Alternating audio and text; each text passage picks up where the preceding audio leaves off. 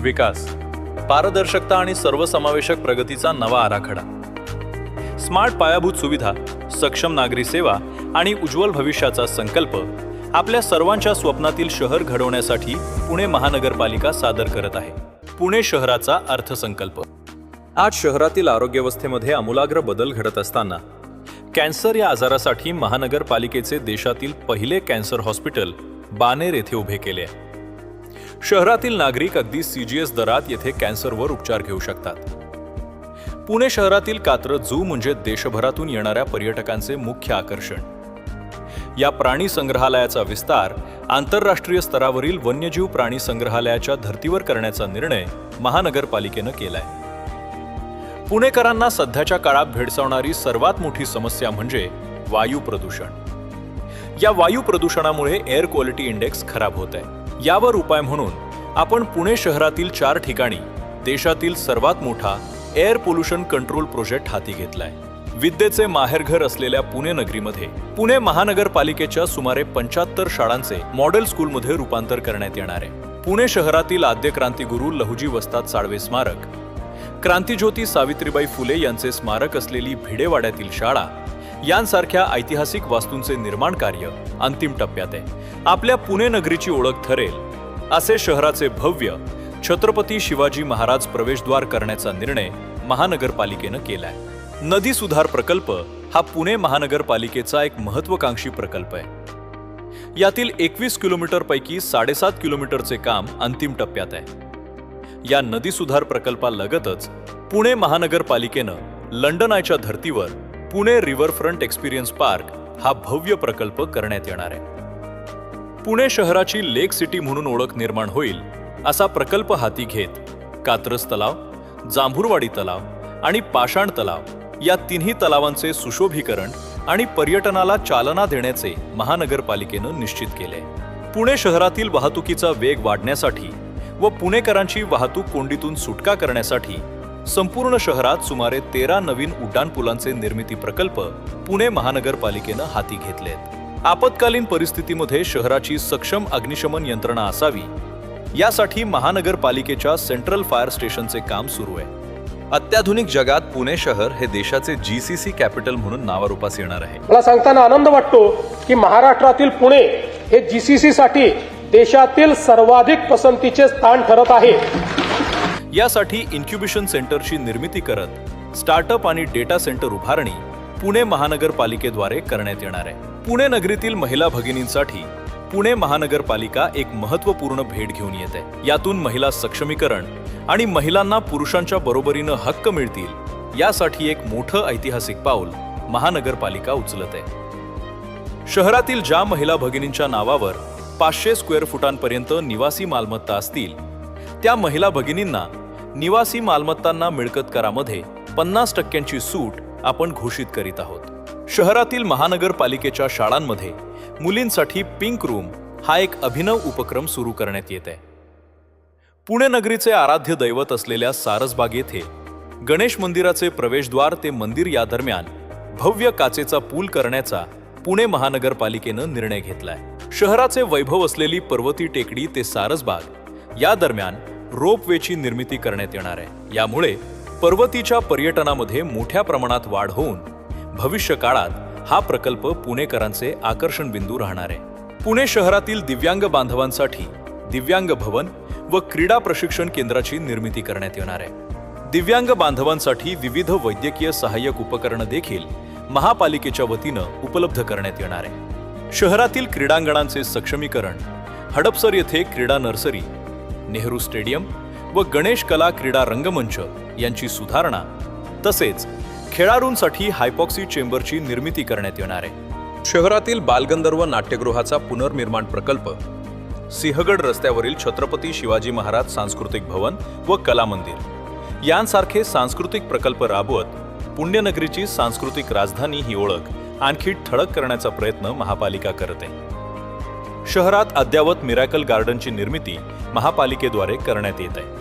पुणे शहराच्या सांस्कृतिक वारशाचं जतन करण्यासाठी आणि जगभरात पुण्यनगरीची वेगळी ओळख निर्माण करण्यासाठी पुणे प्रथम या ब्रँडिंगद्वारे पुणे शहर एक ब्रँड म्हणून नावारूपास आणण्याचा उपक्रम हाती घेण्यात आलाय. पुणे नगरीची ओळख असलेला उत्सव अर्थात गणेशोत्सव हा राज्याचा उत्सव म्हणून साजरा होत असताना पुणे महानगरपालिका पुणे शहरात गणेशोत्सव म्युझियम ही संकल्पा ही महिने पर्यटकांना पुण्यनगरीचा गणेशोत्सव अनुभवता येणार आहे. पुणे महानगरपालिकेच्या सद्यस्थितीत असलेल्या 6 मॅटर्निटी हॉस्पिटल व 5 जनरल हॉस्पिटलचं रूपांतर मल्टी स्पेशालिटी हॉस्पिटलमध्ये करण्यात येत असून पुणेकरांना या 11 हॉस्पिटलमध्ये मोफत अत्याधुनिक उपचार देण्याची सुविधा महानगरपालिका उपलब्ध करून देत आहे.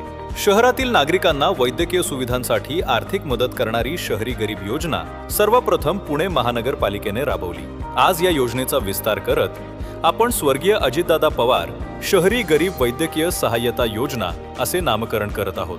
तसेच डायलिसिस व कॅन्सर उपचारासाठी वैद्यकीय उपचाराची मर्यादा 3 लाख रुपये करत आहोत. पुणे शहरातील नागरिकांना पेट स्कॅनसह सर्व डायग्नोस्टिक सुविधा उपलब्ध करून देण्यासाठी स्वर्गीय गिरीश भाऊ बापट डायग्नोस्टिक सेंटर माजी सभागृह नेते धीरजजी घाटे यांच्या संकल्पनेतून सुरू करण्यात आले. देशाचे लोकप्रिय पंतप्रधान आदरणीय नरेंद्रजी मोदी व केंद्रीय राज्यमंत्री आदरणीय मुरलीधर अण्णा मोहोळ यांच्या प्रयत्नातून सुमारे 2000 मंजूर ई बसेसपैकी 1000 ई बसेस यावर्षी पुणे शहरात दाखल होत आहेत. यातून PMPMLचे सक्षमीकरण होणार आहे. तसेच PMPML मध्ये 60 वर्षावरील नागरिकांसाठी तिकिटांमध्ये 50% सवलत ही योजना देखील आपण लागू करत आहोत. माहिती तंत्रज्ञान आणि आर्टिफिशियल इंटेलिजन्सच्या या काळात पुणे महानगरपालिकेच्या सर्व 15 क्षेत्रीय कार्यालयांचे डिजिटलायझेशन करत वन क्लिक कंप्लेंट सोल्युशन ही यंत्रणा कार्यान्वित करत आहोत. यासाठी पुणे महानगरपालिकेचे स्वतंत्र टेक्नॉलॉजी ट्रेनिंग सेंटर सुरू करण्यात येत आहे. सौर ऊर्जेला प्रोत्साहन देत पुणे महानगरपालिकेच्या सर्व स्थापना सोलर एनर्जीवर कार्यान्वित करण्याचा महत्त्वाकांक्षी प्रकल्प आपण हाती घेत आहोत. तसेच पुणे महानगरपालिकेचे स्वतःचे 50 मेगावॅट क्षमतेचे सबस्टेशन आपण सुरू करत आहोत. आदरणीय मुख्यमंत्री देवेंद्रजी फडणवीस साहेब यांच्या संकल्पनेतून पुणे शहरात 54 किलोमीटर लांबीचे अंडरग्राऊंड पाताळलोक बोगदा प्रकल्प देखील राबवण्यात येणार आहे. केंद्रीय राज्यमंत्री तथा पुणे नगरीचे खासदार मुरलीधर मोहोळ यांच्या संकल्पनेतून कोथरूड ते पाषाण व हिंगणे ते धनकवडी या दरम्यान टनेल करून अंडरग्राऊंड प्रोजेक्ट करण्यात येणार आहे. कसबा विधानसभा मतदारसंघाचे आमदार हेमंत रासने यांच्या संकल्पनेतून छत्रपती शिवाजी महाराज रस्ता व थोरले बाजीराव पेशवे रस्ता येथे अंडरग्राऊंड टनेल प्रोजेक्ट उभारण्यात येणार आहे. पुणे नगरीच्या वाहतूक कोंडीसाठी हे सर्व टनेल प्रोजेक्ट भविष्यकाळात अतिशय उपयुक्त असे ठरणार आहेत. राज्याचे उच्च व तंत्रशिक्षण मंत्री आदरणीय चंद्रकांतदादा पाटील यांच्या संकल्पनेतून ग.धी. माडगूळकर यांच्या स्मारकाचे काम अंतिम टप्प्यात आहे. तसेच बाणेर बालेवाडी परिसरात नव्याने भव्य नाट्यगृहाची निर्मिती करण्यात येणार आहे. पुणे आंतरराष्ट्रीय विमानतळाच्या परिसरात लोहगाव येथे 43 एकर जागेत दिल्ली येथील भारत मंडपमच्या धर्तीवर इंटरनॅशनल एक्झिबिशन सेंटरची निर्मिती करण्यात येणार आहे. राज्यमंत्री माधुरीताई मिसाळ यांच्या संकल्पनेतून सुरू झालेल्या कलाग्राम येथे विविध नाविन्यपूर्ण सांस्कृतिक उपक्रमांचे आयोजन तसेच पुणे महानगरपालिकेचा कला सप्ताह अर्थात आर्ट वीक सुरू करण्याचे ठरवले आहे. पुणे महानगरपालिका आयुक्त यांच्या वतीनं संपूर्ण शहरात पदपथ दुरुस्तीचा कार्यक्रम हाती घेण्यात आला असून रस्त्यावर प्रथम हक्क असणे असलेल्या पादचारी पुणेकरांना आता संपूर्ण शहरात एकाच उंचीचे पदपथ विकसित होणार आहेत.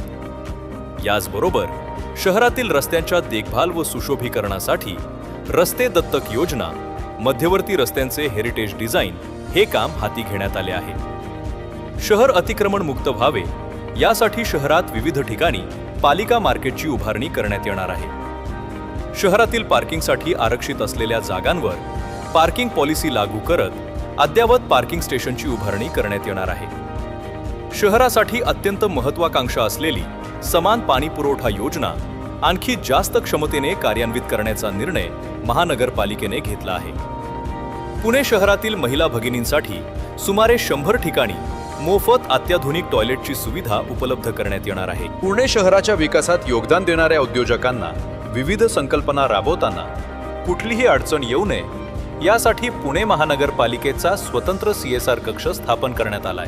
हे बजेट केवळ तरतुदींचे नाही तर त्यातील सर्व संकल्पना प्रत्यक्षात उतरवण्यासाठी स्थायी समितीने स्वतंत्र महसूल समिती तयार केली आहे। यातून महापालिकेच्या महसूल वाढीसाठी अनेक उपाययोजना करण्यात येतील व प्रत्यक्षात महसूल वाढीचा साप्ताहिक आढावा घेण्यात येईल।